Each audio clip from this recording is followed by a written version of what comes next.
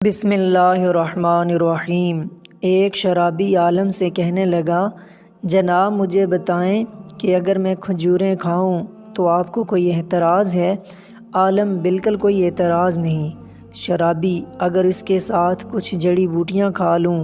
عالم: کوئی رکاوٹ نہیں۔ شرابی پھر کہنے لگا، اگر میں ان میں پانی شامل کر لوں؟ عالم: بڑے شوق سے پیو۔ شرابی: جب یہ ساری چیزیں جائز اور حلال ہیں تو پھر آپ شراب کو کیوں حرام کہتے ہیں؟ حالانکہ اس میں یہی چیزیں تو ہیں جن کے کھانے اور پینے کی اجازت آپ دے رہے ہیں، یعنی کھجوریں، پانی اور جڑی بوٹیاں۔ عالم دین شرابی سے: اگر تمہارے اوپر پانی پھینکا جائے تو اس پر تمہیں کوئی اعتراض ہوگا؟ شرابی: ہرگز نہیں، پانی سے کیا فرق پڑتا ہے؟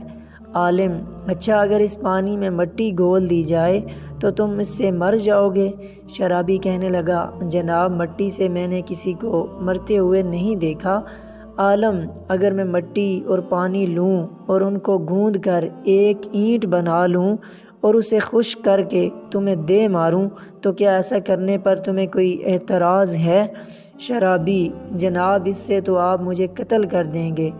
عالم نے کہا، شراب کا بھی یہی حال ہے۔ اللہ پاک نے ہم کو جس بات سے بھی روکا ہے اس میں کوئی نہ کوئی مصلحت ہوتی ہے۔ ہم کو اپنی طرف سے تعویلیں نہیں گڑنی چاہیے بلکہ اللہ کے احکامات کی پیروی کرنی چاہیے۔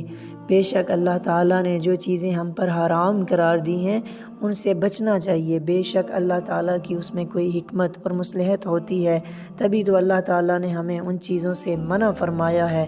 اللہ تعالیٰ ہمیں برے کاموں سے بچنے اور نیک کام کرنے کی توفیق عطا فرمائے۔ آمین ثم آمین۔